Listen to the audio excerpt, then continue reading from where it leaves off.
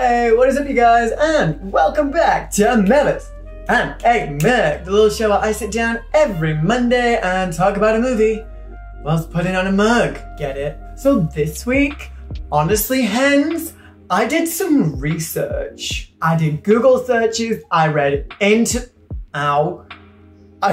interviews, because today we are going to be delving into the 2017 flop, to the absolute disaster that was the Tom Cruise Mummy movie. Welcome to a new world of gods and monsters. She will claim what she has been denied. Now, I feel like you're thinking, Emmerich, this movie isn't called the Tom Cruise Mummy movie, it's called The Mummy. No, bitch, I'm not gonna be calling this The Mummy, because every time I hear The Mummy, I think of the 1999 movie starring Brendan Fraser and Rachel Weisz, or more accurately, I think of the 2001 The Mummy Returns. You know the fight scene, you know the one where Rachel Weisz and Anna Moon are all like naked and in gold like chainmail, and they're fighting with those masks on the sides, and they're doing the cartwheels. Pussy.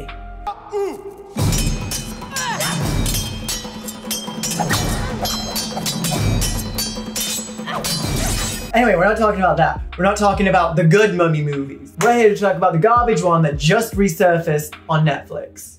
But before we do that, just a little recap of last week's video. Last week we talked about Chopping Mall, and honestly, I thought that movie was hilarious. It was campy, it was fun, it had big nipples and exploding heads. And honestly, from what I could see, y'all agreed. I got quite a few comments on Reddit saying that you found this movie really fun and that people really like it. But what I found really interesting is, if you remember in the video, I was like, why are there ladies in bikinis walking around the shopping mall? Like, is that something that just happened in the 80s? And Reddit user Mercury Waxing replied to say that, yeah, this is like a thing that happened quite regularly, and that some of the retailers in the malls would put on little fashion shows near the food court, and they'd show off like their prom collections or like their leather jacket collections. And then he said that some celebrities would come and like sing at them. He said that Tiffany would show up, and I was like, the bitch who sung Girls Just Wanna Have Fun would sing at shopping malls?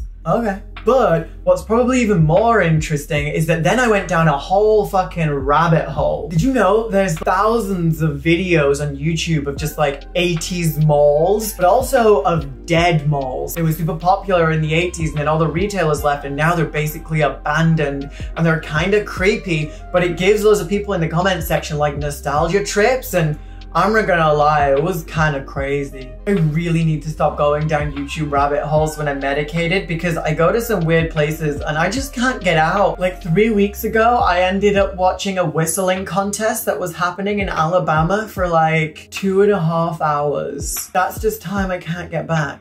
Anyway, enough of my bullshit, let's talk about a movie. So, the Tom Cruise Mummy movie was a really interesting one to me, even when it just came out, because it was a remake of what I consider to be a pretty universally liked franchise. And they were rebooting it with Tom Cruise, who, according to all accounts, is a crazy person. Now, obviously, I don't know Tom Cruise, but he is infamous for several things, most notably jumping on a couch, and his very close relationship with the Church of Scientology. We've never seen you behave this way before. I know. Have you ever felt this way before?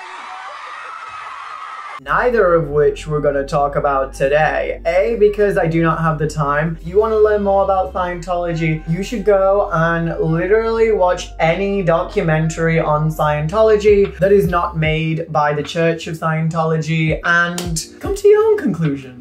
Anywho, Tom Cruise is known for being a very particular actor, and he's also, you know, that level of famous where you can pretty much just get anything you want. Like, you know, he gets attached to a movie, and then he gets a say in how it's directed, he gets a say in how it's produced, he gets a say in the marketing. He's got so much clout that Ain't nobody saying no to Tom Cruise. And it appears that the same was true of The Mummy, because according to all the reports that I've read, Mr. Cruise had a significant amount of control when it came to the direction that this movie went in and the overall vibe that it ended up having, which is basically a Mission Impossible movie with a mummy. And according to several reports, he had so much clout on set that he really ended up clashing with the director, a Mr. Alex Kurtzman. And now, I believe that prior to The Mummy,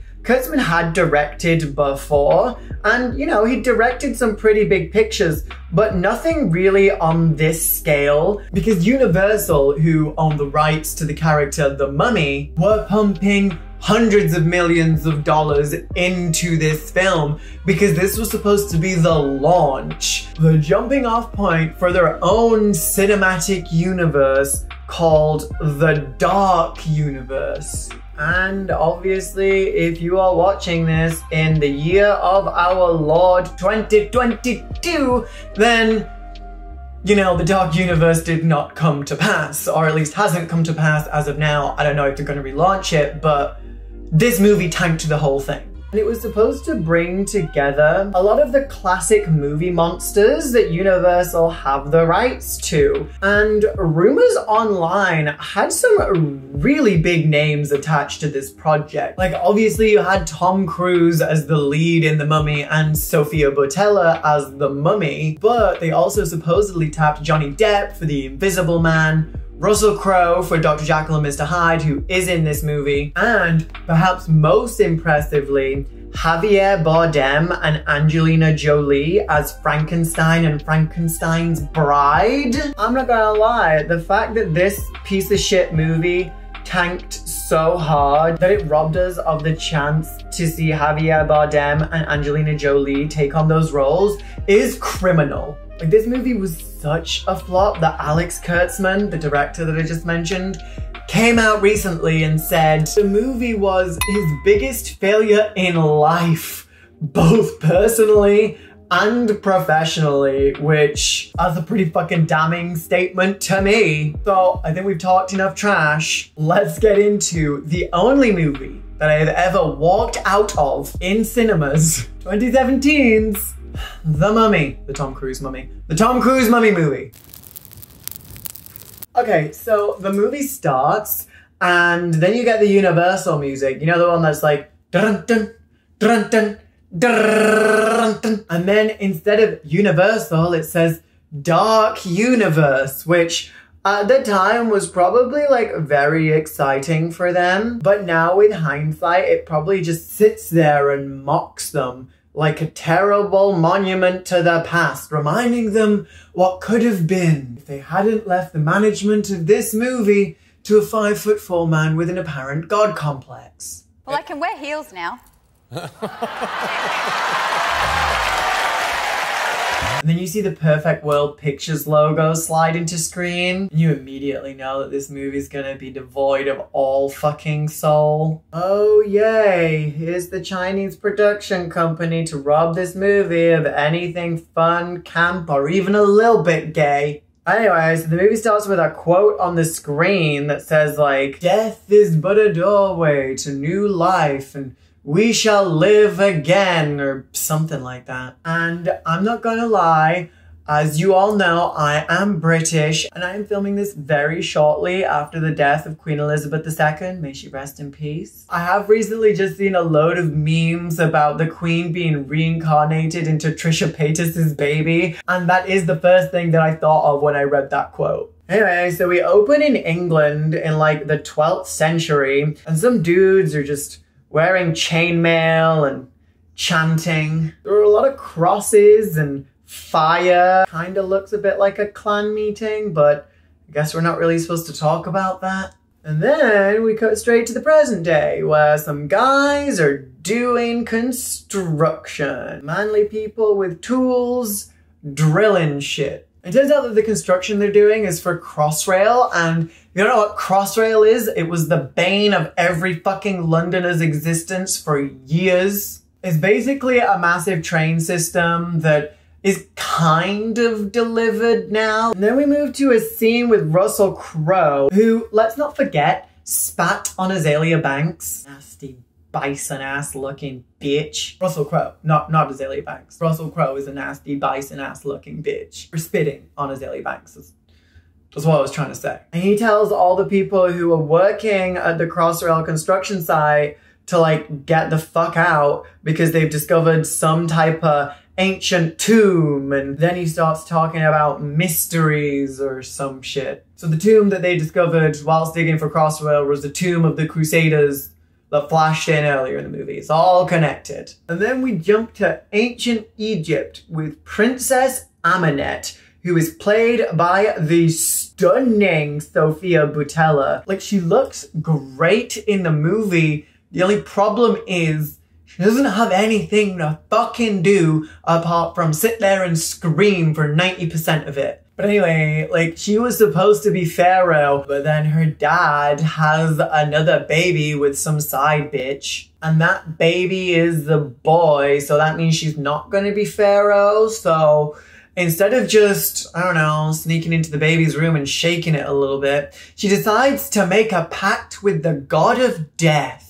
Seems like a little bit of an overreaction. Kind of like going to the hairdressers and asking them to dye your grays, but instead they just remove your entire fucking scalp. Alright, so she makes a deal with the god of death, meow meow. She gets some cute tattoos, meow meow. She takes unspeakable evil into her soul, meow meow. Vowing revenge, she made a choice to embrace evil.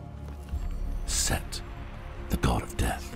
She then gets this special knife thingy, kills the pharaoh, kills the baby, and then they put in some oh so convenient plot twist by which the ritual isn't fully complete because I guess the bargain that she made is that she would get power, but then she would have to put the god of death that is already possessing her / inside of her, kinda, into someone else. And that someone else has to be a dude. This whole thing started because her dad, Pharaoh, had a son and then she couldn't be Pharaoh. So the god of death kind of seems like a bit of a bitch for, you know, doing the exact same thing, but patriarchy, I guess.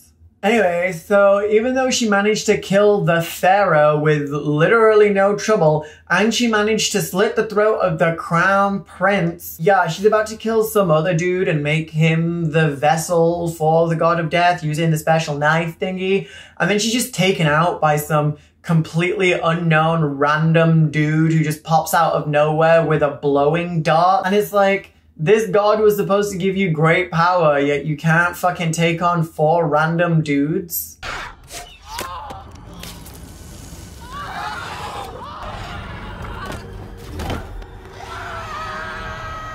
So she gets mummified alive, which, like, you know, totally sucks for her. But then we cut to Tom Cruise, and just as an FYI, Tom Cruise is just playing Tom Cruise, or at least the character that he wants everyone to think of Tom Cruise as. So I am only going to be referring to him as Tom Cruise, and I'm only going to be referring to Russell Crowe as Russell Crowe. So if that bothers you, take it up with management, I guess. Okay, so we cut to Tom Cruise and he's in Iraq. Iraq? Iraq. I feel like British people say Iraq, Americans say Iraq. I'm just gonna alternate between the two. And Tom Cruise is with his sidekick, whose name I cannot remember for the life of me, but he is annoying as fuck. So I'm just gonna call him the sidekick. And the two of them are trying to steal some antiquities, and they frame it as they're trying to save these antiques. They're trying to do like a UNESCO kind of thing, but they are actively looting shit and then selling it on the black market. Some looting, some extortion, some white privilege, just all kind of bundled up in a lovely 5'4" package. Because I won't hesitate to put ethics in on someone else, you know, because I put it ruthlessly in on myself. Okay, so the sidekick is like, bro, this is a really risky area. I don't really want to do this. Let's go back. But Tom Cruise is like, shut the fuck up, you're the sidekick, you do whatever the fuck I tell you to. And then we have a comedy smash cut to them being shot at, but it's one of those make-believe shootings where like, there are just hundreds of bullets just raining at them, and suddenly these trained insurgents just have no idea how to aim or shoot because, oops, they managed to slip through a fucking barrage of bullets unscathed.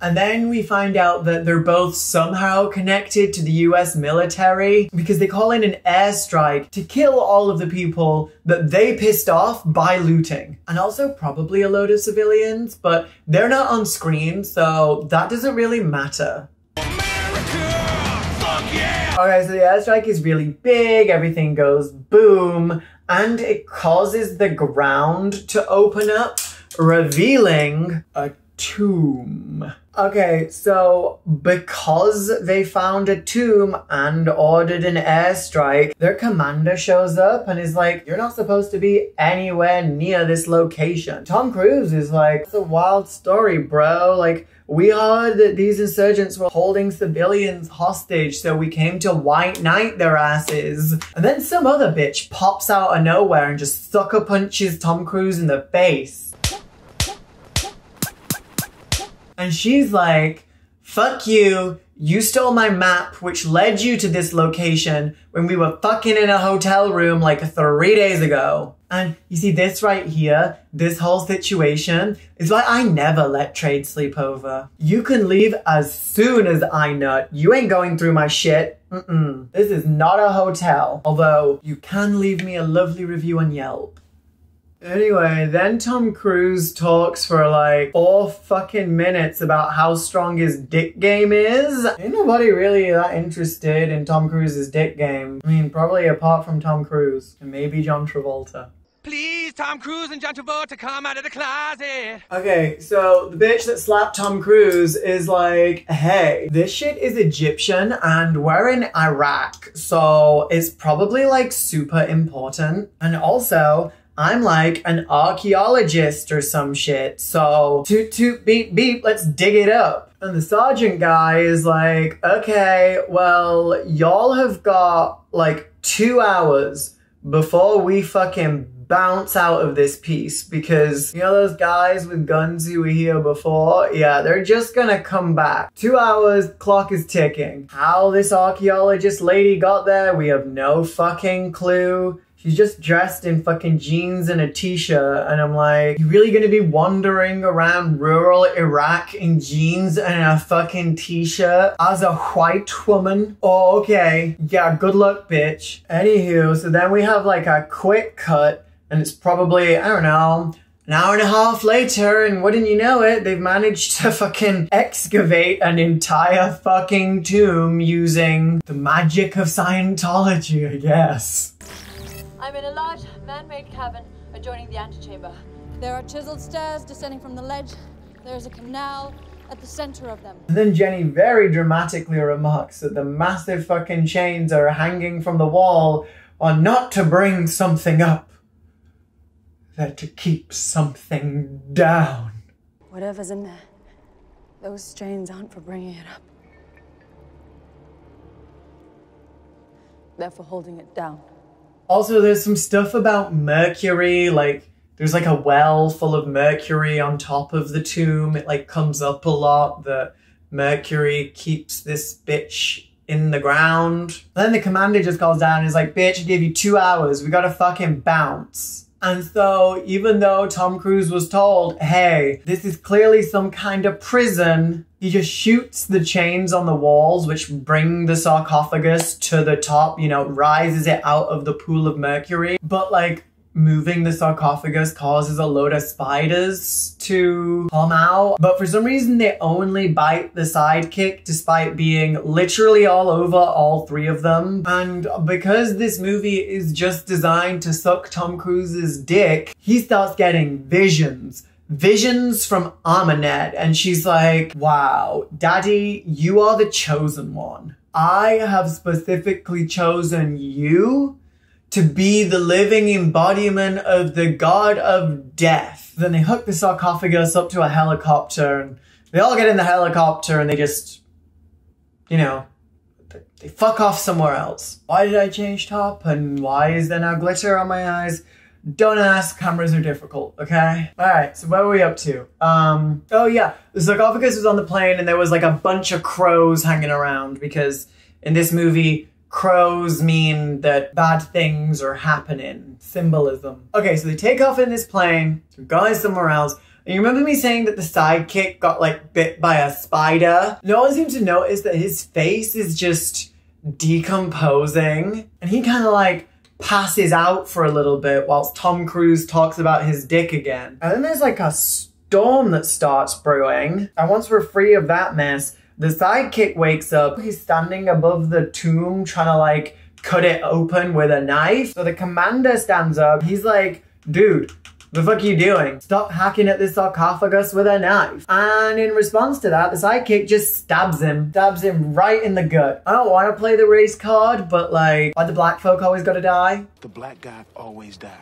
And then he goes to try and stab Tom Cruise and Jenny. So Tom Cruise shoots him like 3 times. And I was like, yes! The annoying fucking sidekick is dead. Thank fuck. Because it was gonna be fucking arduous going through the movie with him. Turns out, no. He'll be back. Yippee. Then suddenly there's like a beeping. And the plane is like, you know, malfunctioning. And remember me telling you that in this movie, crows mean murder? The plane just starts to get attacked by like a bunch of fucking crows slamming themselves against the cockpit and bust through it and completely wreck the pilots, but none of them make it into the other part of the plane because they can bust through plexiglass, but you know, metal is where they draw the line. But Tom Cruise manages to put a parachute on Jenny and yeet her out. Plane crashes to the floor. And Tom Cruise dies. That's how this movie should have ended. But no, it keeps on going. So Tom Cruise wakes up naked and he's in a body bag. And I guess the sidekick is like a zombie now because he shows up and he's ominously whispering shit like, she's gonna kill you. Alright, so since the plane crashed, that obviously means that Ahmanet is loose. But also the archaeologist lady is there and she finds Tom Cruise and then they go to a pub. Meanwhile, the scene cuts to Ahmanet and she's like turning dudes into zombies, which is an interesting new power that I guess she has. Again, why she couldn't take out 4 dudes earlier in the movie when she can turn people into fucking zombies. No clue, because she didn't even try that once. I don't know, maybe that's like a new skill that she picked up while she was mummified. Maybe she had, you know, access to like LinkedIn Learning or something while she was in there. I'm not sure if the movie wants us to think that she's making mummies, because it never looks like she's making mummies. Like, it always looks like she's making zombies. Tom Cruise is sitting with the archaeologist lady Jenny in a bar. And Jenny's like, I've been speaking with some of my friends and we have a theory that an ancient Egyptian princess was erased from the history books. Came to that conclusion real quick, but okay. She explains that there's this dagger, and this dagger in ancient Egypt, if you're stabbed with it, it gives you the power over life and death. But this dagger was like broken into pieces and hidden away. And there was a stone on it, and despite the fact that this dagger was broken up in ancient Egypt, somehow Crusaders had the stone, and when they uncovered the Crusaders' tomb, that's how they found the map to Ahmanet's tomb, because they left a handy map to it in their tomb. It's like a tomb within a tomb. It's like a Russian doll. Why is my lip bleeding? What the fuck? Oh yeah, right, so Tom Cruise is having some visions from Ahmanet and he thinks he knows where she is. So he goes to this church. Ahmanet shows up at the church and fights with Tom Cruise and like pins him to an altar. And then she smashes like a statue inside the church.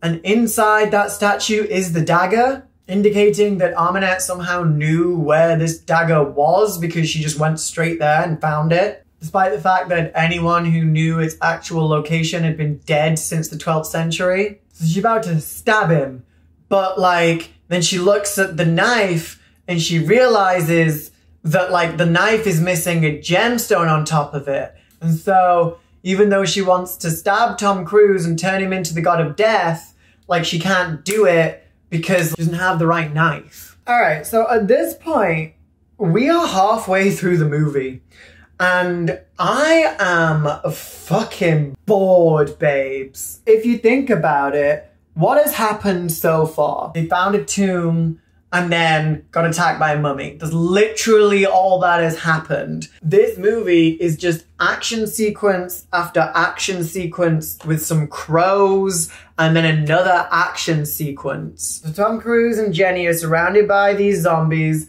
and one of the zombies is about to fucking take a bite out of Jenny. But then all of a sudden, pew! Aminette is shot with another tranquilizer dart by some dudes with guns, and so is Tom Cruise. The scene then cuts and we open back up with Russell Crowe, who is introduced as Dr. Jackal, i.e. Jekyll and Hyde, another one of Universal's movie monsters that were supposed to be wrapped into the Dark Universe. And Jackal has got Aminette like chained up in some warehouse and he's like, hey, Tom Cruise, I'm in the business of evil, more specifically hunting evil, and I have like a corporation that hunts evil. How the fuck do you hire for that? Do you just like post that on LinkedIn? Like 52,000 a year, evil hunter. So Russell Crowe's like, look, this Aminette bitch is evil and we have her chained up right now. I'm gonna pump her full of mercury and then I'm gonna set the temperature of the mercury to -38 degrees so that she kind of solidifies and crystallizes. And then we're gonna dissect her. After a long night of hooking, prayed, didn't like the session, so he had good at me. You know, I didn't die. Okay. I had crystallized. Oh. And now I'm a glamazon bitch ready for the runway. Okay, so then something else happens that doesn't really make any sense. So you remember those dudes who were excavating the Crossrail site, the ones that work for Russell Crowe? They find the gem that was hidden in the tomb. And then for some reason, because they uncover it, Aminette sees it and she's like, oh, well, now I know where the gem is. But like, that doesn't make any sense. Aminette woke up and she just instinctively knew where the knife was, even though it was hidden inside a statue, inside a church, and had been there since, you know, the 12th century. So I was just sat there like, what's the fucking difference? What's the difference between the knife and the gem? And the movie just never tells us, so you will never know the answer to that question. So Aminette's talking to Jenny and she's like, hey, so you know that Russell Crowe's just gonna kill Tom Cruise? And Jenny's like, what? And Aminette's like, well, he's literally gonna be the reincarnation of evil, so they're gonna kill him, just like they're gonna try and kill me. And she's like, oh my god, yeah, you're totally right. That's like a really good point. And for some reason, Jenny cares about that, so she goes to Russell Crowe, who's talking with Tom Cruise, and she's like, hey, are you gonna kill Tom Cruise? And Russell Crowe's like, yeah.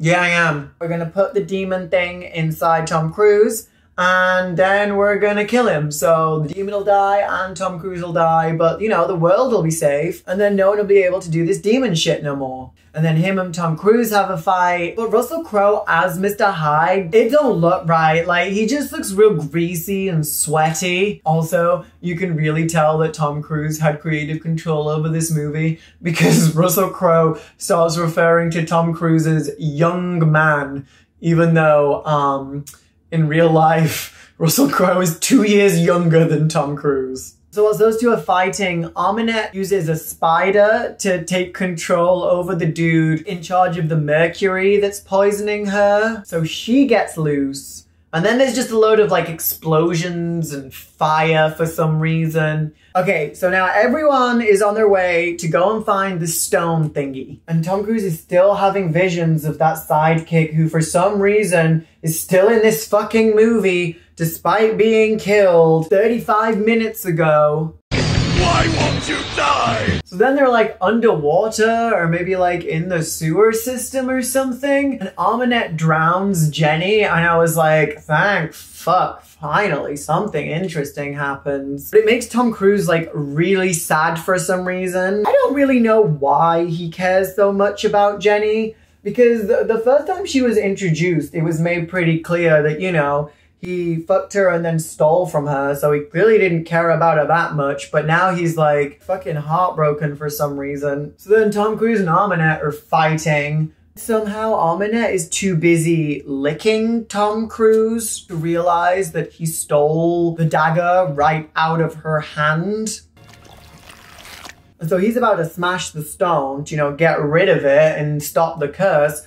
But then Aminette's like, I thought you wanted to save your girlfriend. You're never gonna be able to do that if you don't have the stone, because it'll give you the power over life and death. So Tom Cruise just seppukus himself, you know, to spite Aminette, but that's exactly what she wanted him to do. And, you know, becomes the god of death or whatever. And then the thing that I find really rude is that he wakes up as the god of death and for some reason is like, pissed with Aminette. He just kills her real easily. He like kisses her and zaps the life out of her or something. And then he brings Jenny back to life and just stands cast in shadow and tells her that he is now a demon and, you know, is dangerous or something. The subtitles do say that he groans demonically, which did make me laugh. And we also get a snarl and a gasp, which, it's the slightly delayed gasp that does it for me.